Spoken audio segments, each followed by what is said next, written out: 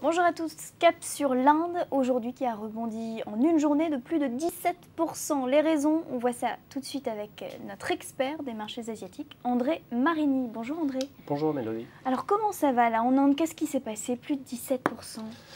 Eh bien, c'est le résultat des élections législatives qui a amené au pouvoir le parti du Congrès et son alliance, l'UPA, au pouvoir avec une majorité qui va lui permettre de faire dans les 5 années qui viennent tout ce qu'il n'a pas pu faire pendant les 5 années précédentes. Qu'est-ce qu'il n'a pas pu faire et qui a fait que les marchés ont rebondi comme ça autant? Alors dans la précédente législature, il y avait une coalition avec les communistes et qui ont bloqué tous les projets de réforme du gouvernement pendant 5 ans. Et là, ils ont quitté le gouvernement cet été, au moment de la signature de l'accord nucléaire avec les États-Unis, dont ils ont protesté, ils ont tous démissionné. Le parti du Congrès a trouvé une autre coalition, mais le temps de faire des réformes était très limité, il restait 6 mois.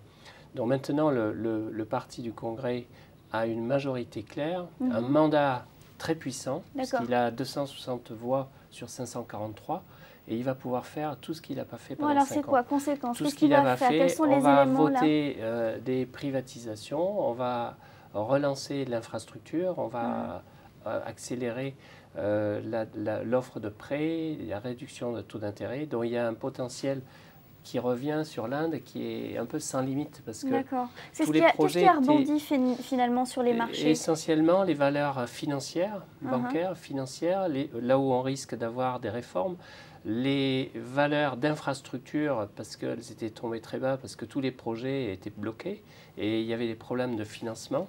Et puis ensuite, on peut dire que tout a monté, mais essentiellement l'immobilier, l'infrastructure, l'immobilier aussi, avec l'optimisme qui revient, les ventes vont repartir. Et vous ne pensez pas que c'est un excès d'optimisme, ça va être une stabilisation vraiment? La bourse va... Oui, c'est un grand mouvement qui sera suivi d'effets. Bon, peut-être pas au jour le jour, mais on va avoir une tendance haussière sur le marché indien. D'abord, c'est le marché qui dépend le moins de l'exportation dans toute l'Asie, donc il se moque des problèmes des autres. Et ensuite, on va avoir de nouveau des capitaux étrangers qui vont arriver. Alors, ces capitaux étaient partis, étaient très réticents à cause des blocages. Vous vous souvenez peut-être Tata Motors qui a été obligé d'annuler une usine parce que les fermiers et les politiciens l'ont empêché de l'ouvrir. Donc tout ça va disparaître et donc c'est un message très optimiste. Ce vote est très optimiste. Donc, on a éliminé, très bons éléments.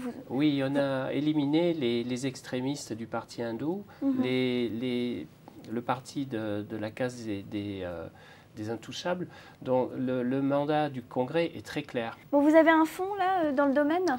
Oui, nous avons Ceres Monde Indien qui a beaucoup monté grâce à la hausse de la bourse et à la hausse de la devise. Et vous étiez orienté sur les secteurs qui ont rebondi? Sur les secteurs financiers, et de l'infrastructure et de l'immobilier.